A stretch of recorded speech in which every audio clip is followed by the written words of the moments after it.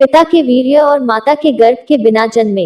हस्तिनापुर नरेश, शांतनु और रानी सत्यवती के चित्रांगद और विचित्रवीर्य नामक 2 पुत्र हुए। शांतनु का स्वर्गवास चित्रांगद और विचित्रवीर्य के बाल्यकाल में ही हो गया था, इसलिए उनका पालन पोषण भीष्म ने किया। भीष्म ने चित्रांगद के बड़े होने पर उन्हें राजगद्दी पर बिठा दिया, लेकिन कुछ ही काल में गंधर्वों से युद्ध करते हुए चित्रांगद मारा गया। इस पर भीष्म ने उनके अनुज विचित्रवीर्य को राज्य सौंप दिया। अब भीष्म को विचित्रवीर्य के विवाह की चिंता हुई। उन्हीं दिनों काशीराज की 3 कन्याओं अंबा, अंबिका और अंबालिका का स्वयंवर होने वाला था। उनके स्वयंवर में जाकर अकेले ही भीष्म ने वहां आए समस्त राजाओं को परास्त कर दिया और तीनों कन्याओं का हरण करके हस्तिनापुर ले आए। बड़ी कन्या अंबा ने भीष्म को बताया कि वह अपना तन मन राज शाल्व को अर्पित कर चुकी है। उसकी बात सुनकर भीष्म ने उसे राजा शाल्व के पास भिजवा दिया और अंबिका और अंबालिका का विवाह विचित्रवीर्य के साथ करवा दिया। राजा शाल्व ने अंबा को ग्रहण नहीं किया, अतः वह हस्तिनापुर लौट कर आ गई और भीष्म से बोली, हे आर्य, आप मुझे हर कर लाए हैं, अतएव आप मुझसे विवाह करें। किंतु भीष्म ने अपनी प्रतिज्ञा के कारण उसके अनुरोध को स्वीकार नहीं किया। अंबा रुष्ट होकर परशुराम के पास गई और उनसे अपनी व्यथा सुनाकर सहायता मांगी। परशुराम ने अंबा से कहा, हे देवी, आप चिंता न करें, मैं आपका विवाह भीष्म के साथ करवाऊंगा। परशुराम ने भीष्म को बुलावा भेजा, किंतु भीष्म उनके पास नहीं गए। इस पर क्रोधित होकर परशुराम भीष्म के पास पहुंचे और दोनों वीरों में भयानक युद्ध छिड़ गया। दोनों ही अभूतपूर्व योद्धा थे, इसलिए हार जीत का फैसला नहीं हो सका। आखिर देवताओं ने हस्तक्षेप करके इस युद्ध को बंद करवा दिया। अंबा निराश होकर वन में तपस्या करने चली गई। विचित्रवीर्य अपनी दोनों रानियों के साथ भोग विलास में रत हो गए, किंतु दोनों ही रानियों से उनकी कोई संतान नहीं हुई और वे क्षय रोग से पीड़ित होकर मृत्यु को प्राप्त हो गए।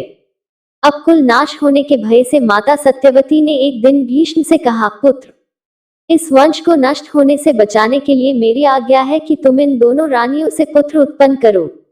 माता की बात सुनकर भीष्म ने कहा, माता, मैं अपनी प्रतिज्ञा किसी भी स्थिति में भंग नहीं कर सकता। यह सुनकर माता सत्यवती को अत्यंत दुख हुआ। तब उन्हें अपने ज्येष्ठ पुत्र वेदव्यास का स्मरण किया। स्मरण करते ही वेदव्यास वहां उपस्थित हो गए। सत्यवती उन्हें देखकर बोली, हे पुत्र, तुम्हारे सभी भाई निसंतान ही स्वर्गवासी हो गए, अतः मेरे वंश को नाश होने से बचाने के लिए मैं तुम्हें आज्ञा देती हूँ कि तुम नियोग विधि से उनकी पत्नियों से संतान उत्पन्न करो।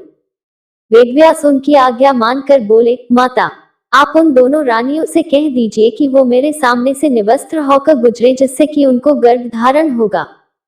सबसे पहले बड़ी रानी अंबिका और फिर छोटी रानी अंबालिका गई, पर अंबिका ने उनके तेज से डरकर अपने नेत्र बंद कर लिए, जबकि अंबालिका वेदव्यास को देखकर भय से पीली पड़ गई।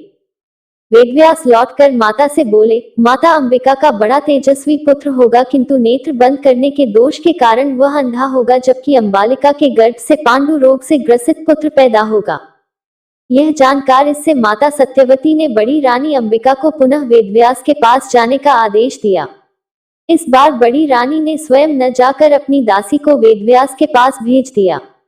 दासी बिना किसी संकोच के वेदव्यास के सामने से गुजरी। इस बार वेदव्यास ने माता सत्यवती के पास आकर कहा, माते, इस दासी के गर्भ से वेद वेदांत में पारंगत अत्यंत नीतिवान पुत्र उत्पन्न होगा।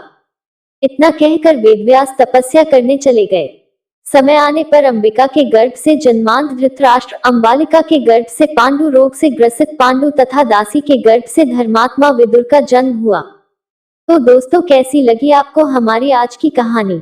कहानी अच्छी लगी तो वीडियो को लाइक कर दीजिए और ज्यादा से ज्यादा लोगों में शेयर करें।